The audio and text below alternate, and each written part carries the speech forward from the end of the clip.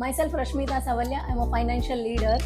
એમાંથી સૌથી વધારે રિસ્ક લેતા હોય ને તો એ છે ગુજરાત. 1994માં હર્ષદ મહેતાનો જે સ્કેમ થયો હતો એના પછી સ્કેમ બંધ થઈ ગયા છે કે મુકેશ અંબાણીના છોકરાના મેરેજ અનંત અંબાણીના 1000 કરોડમાં થયા. પછી ઓનર છે ને 200-300 કરોડનો સ્કેમ મોટો એવો કરીને મારી ઇન્કમ છે એ એક લિમિટમાં ન જાય.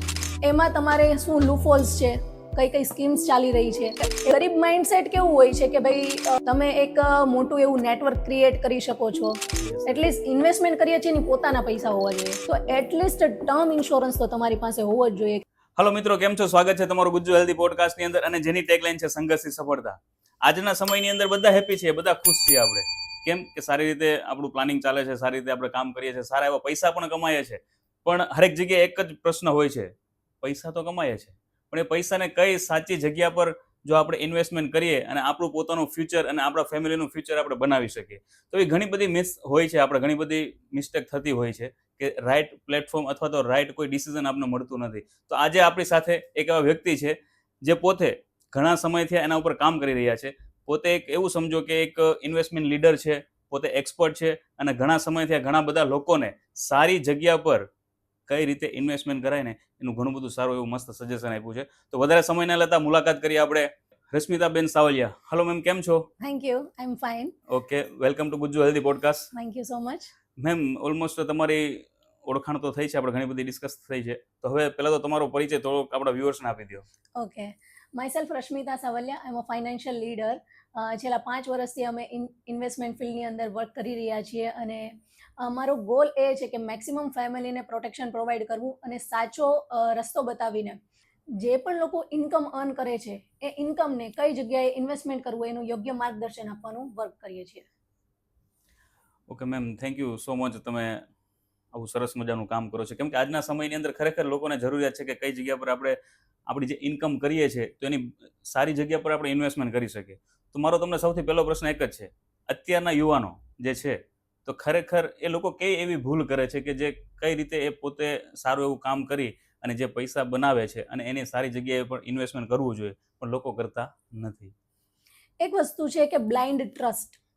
કોઈ એવી કંપનીઓ હોય છે કે જે પોતાનું હાઈ લેવલનું માર્કેટિંગ કરે છે અને મોટા મોટા ઇન્ફ્લુએન્સર્સને બોલાવે છે અને માર્કેટ એવું ક્રિએટ કરે છે કે લોકો એના ફોર્મમાં આવીને એટલું ઇન્વેસ્ટમેન્ટ કરી દેતા હોય છે, અને વિધિન 1 થી 2 વર્ષની અંદર એટલું માર્કેટ ક્રિએટ થાય ને કે પછી ઓનર છે ને 200-300 કરોડનો સ્કેમ મોટો એવો કરીને ફોરેન જતા રહી પોતાની લાઈફ સેટલ કરી લે છે, અને ના તો પછી એની ઓફિસની અંદર કોઈ એના એમ્પ્લોયી જોવા મળે છે ને ઓનરનો તો કોઈ પતો જ નથી હોતો.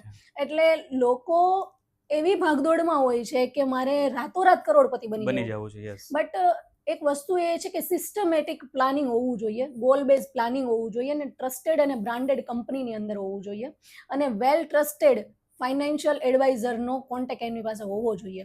તમે કોઈ બી કંપનીની અંદર ઇન્વેસ્ટમેન્ટ કરો છો, બરાબર, સો એમાં તમારે શું લૂફોલ્સ છે, કઈ કઈ સ્કીમ્સ ચાલી રહી છે. એવું નથી કે 1994માં હર્ષદ મહેતાનો જે સ્કેમ થયો હતો એના પછી સ્કેમ બંધ થઈ ગયા છે. દિવસે ને દિવસે અત્યારે નવા નવા ન્યૂઝ તમને આવી જ રહ્યા છે કે 300 કરોડનો 500 કરોડનો સ્કેમ થઈ ગયો છે. તો સ્કેમ થયા પછી આપણે અવેર થઈએ છીએ, રાઈટ. ઘણા લોકો તો ઉછીના લઈને પણ ઇન્વેસ્ટમેન્ટ કરતા હોય છે, રાઈટ. 12% ને 15% 100 દિવસમાં અમે તમને રિટર્ન આપીશું.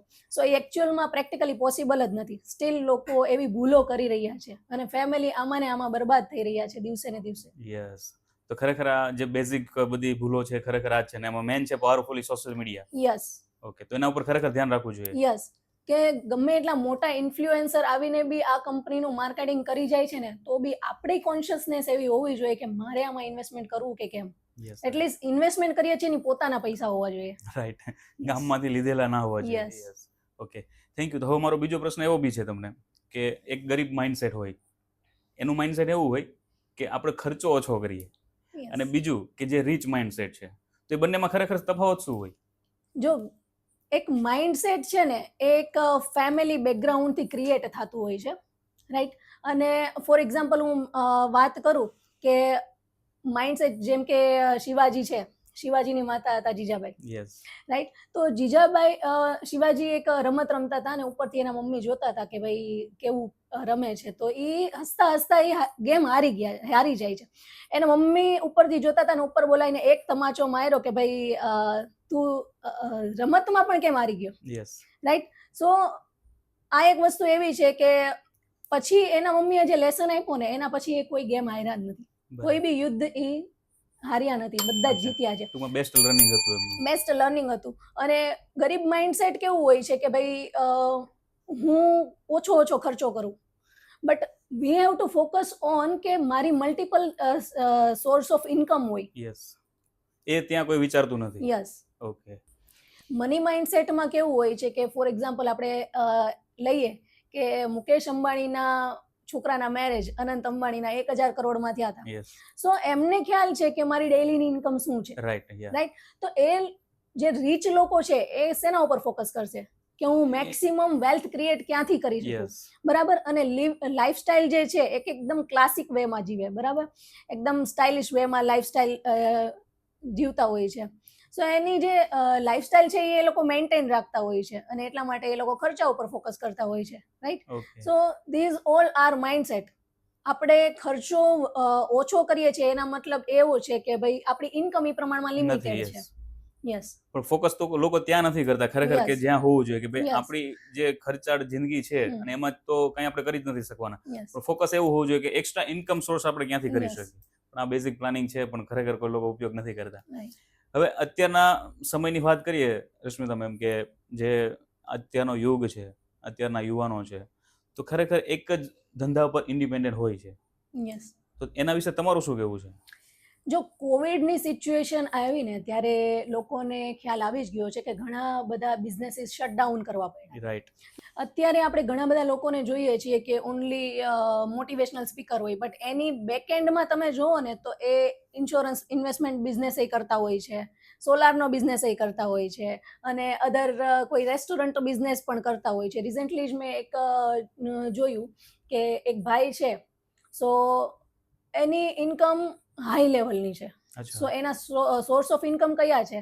સો પહેલા તો એ એઝ અ ખેડૂત પણ કામ કરે છે. ઓકે. રાઈટ. એ જે નર્સરીમાં જે પ્લાન્ટ્સ છે ને એ પણ એનું મોટું સર્કલ બનાવેલું છે, મોટી ટીમ વર્કમાં વર્ક કરે છે, રાઈટ. સેકન્ડ કે એ મુંબઈની અંદર જે મેટ્રો સિટીઝની અંદર જે બી ટેક્સીસ ચાલે છે, રાઈટ. તો એ ટેક્સીસ કોઈને બુક કરાવી હોય ને તો એ ભાઈની એપ્લિકેશનથી કરે. અચ્છા. રાઈટ. અને ત્રીજો એનો સોર્સ ઓફ ઇન્કમ છે કે રેસ્ટોરન્ટ્સ. સો અને એટલા માટે જ કે ભાઈ એને બેકએન્ડમાં એનું એવું રીતનું પ્લાનિંગ કરેલું છે, સેટઅપ કરેલું છે કે મારી ઇન્કમ છે એ એક લિમિટમાં ન જાય, બરાબર, એક લિમિટેડ ન થઈ જાય. એમ મલ્ટિપલ સોર્સ ઓફ ઇન્કમ આજના સમયમાં હોવા ખૂબ જ જરૂરી છે. તો ટૂંકમાં આજના યુવાનને તમે એવું જણાવશો કે ખરેખર એક બિઝનેસ ઉપર કે એક ધંધા ઉપર ઇન્ડિપેન્ડન્ટ ડિપેન્ડ રહેવું ટૂંકમાં યોગ્ય નથી. યસ. અને આપણે શું કરતા હોઈએ છીએ કે ટાઈમ છે એ વેસ્ટ કરતા હોઈએ છીએ, એની જગ્યાએ ટાઈમ આપણા અલગ અલગ બિઝનેસની અંદર ઇન્વેસ્ટમેન્ટ કરીએ તો ફાઇનલી દેશને પણ સારી એવી ફાયદો છે, પોતાને પણ ફાયદો છે અને બીજાને ઇન્સ્પાયર પણ આપણે કરી શકીએ છીએ. યસ, રાઈટ છે. હવે આમાં કેવું હોય છે કે સમજો કે હું તમને એવો પ્રશ્ન કરું કે 100 લોકો હોય ને એમાંથી 5 લોકો જ લીડર બને, ખરેખર એવું કેમ હોય? બીકોઝ ઓફ રિસ્ક લેવાની કેપેસિટી એની. યસ. કેમ કે લોકો શરૂઆત તો 100% કરતા હોય છે, બરાબર, પણ એક કન્સિસ્ટન્ટ વેમાં ડેડિકેશન સાથે ન કરતા હોય, યા તો પછી વિવરિંગ માઇન્ડ હોય. કોઈએ મને આ કીધું, આ સજેસ્ટ કર્યું તો હું એમાં દોડું છું, કોઈએ મને આ સજેસ્ટ કર્યું તો હું એમાં દોડું છું.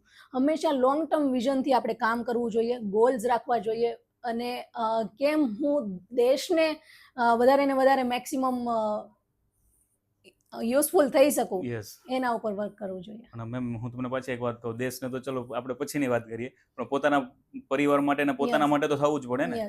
ઓકે. તો મેમ એક ક્વેશ્ચન એવો છે કે આવનારા 10 વર્ષની અંદર ગુજરાતીઓ માટે ખરેખર મોટી તક કઈ છે, બિઝનેસ કે જોબ? ગુજરાતીઓ એમ કહેવાય કે ભાઈ આખા ઇન્ડિયાની અંદર જેટલા રાજ્યો છે ને એમાંથી સૌથી વધારે રિસ્ક લેતા હોય ને તો એ છે ગુજરાતીઓ.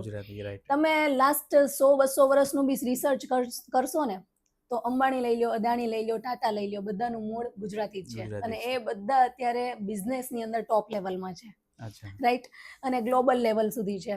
સો ગુજરાતીઓ માટે, ગુજરાતના યુવાનો માટે એક જ વસ્તુ છે કે બિઝનેસ. કેમ કે જોબ કરવી જોઈએ, જોબ શીખવા માટે છે, કઈ સ્કિલ ડેવલપમેન્ટ કરવા માટે છે, અને તમારી એની અંદર શું બિઝનેસની સ્ટ્રેટેજીસ છે એ જોબમાંથી શીખાઈ ગઈ પછી સ્ટાર્ટ યોર બિઝનેસ. અચ્છા, પણ લાસ્ટ તો ફાઇન એ જ આવશે કે ખરેખર બિઝનેસ એક બહુ મોટી તક હશે આવનારા સમયમાં. તમે એક મોટું એવું નેટવર્ક ક્રિએટ કરી શકો છો, તમે લોકો સાથે કોલેબરેશન કરી શકો છો બિઝનેસની અંદર, અને નોટ ઓનલી કે એક જગ્યાએ હું રિસ્ટ્રિક્ટેડ થઈને વર્ક કરું. તમારી પાસે શું કહેવાય કે આકાશ છે ઉડવા માટે, એ બિઝનેસથી પોસિબલ છે. રાઈટ, બહુ સારી વાત તમે કરી છે. ઓલમોસ્ટ આપણા વ્યુઅરને કદાચ ખ્યાલ પણ આવશે કે ખરેખર હકીકત છે ને આને સમજવી જોઈએ. હવે અત્યારના સમયમાં મેમ હું એવું વાત કરું ને કે ઓલમોસ્ટ ઇન્સ્યોરન્સની જ્યારે આપણે વાત કરીએ તો ખરેખર ઇન્સ્યોરન્સ કેટલો મહત્વનો છે અને જરૂરી છે? ઇન્સ્યોરન્સનું મહત્વ એ લોકોને ખ્યાલ હશે કદાચ કે જે લોકોએ કોવિડની અંદર, જે કહેવાય ને કે પેન્ડેમિક સિચ્યુએશનની અંદર પોતાના મેઇન અર્નિંગ પર્સનને ગુમાવ્યા હોય.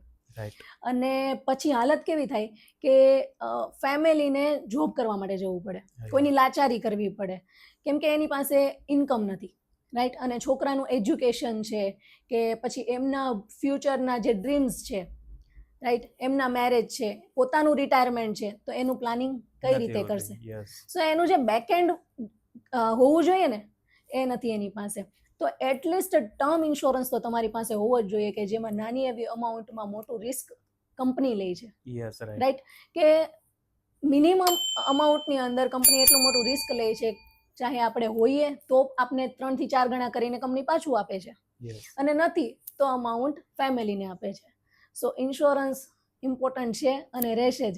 અને અત્યારે ગવર્મેન્ટને બી ખ્યાલ છે કે અત્યારે જેમ કે રોટી, કપડાં અને મકાન 3 વસ્તુ પ્રાથમિક જરૂરિયાતમાં હતી, હવે ચોથી વસ્તુ એડ થઈ છે ઇન્સ્યોરન્સ.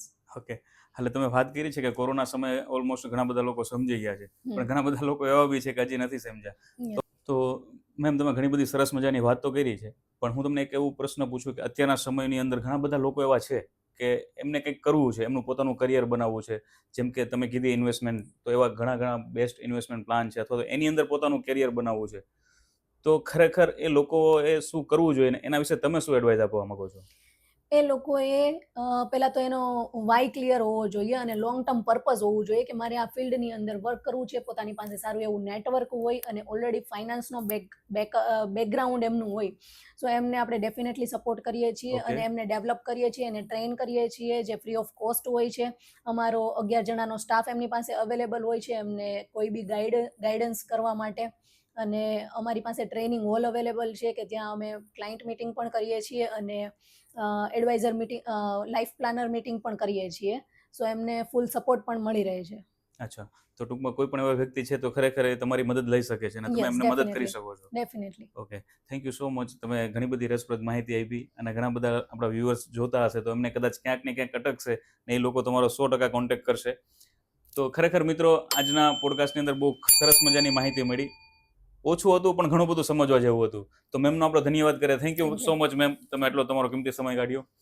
તો ફરી મળીએ નેક્સ્ટ એપિસોડમાં નવા ગેસ્ટ સાથે. ત્યાં સુધી ખુશ રહો, મસ્ત રહો અને હેલ્ધી રહો.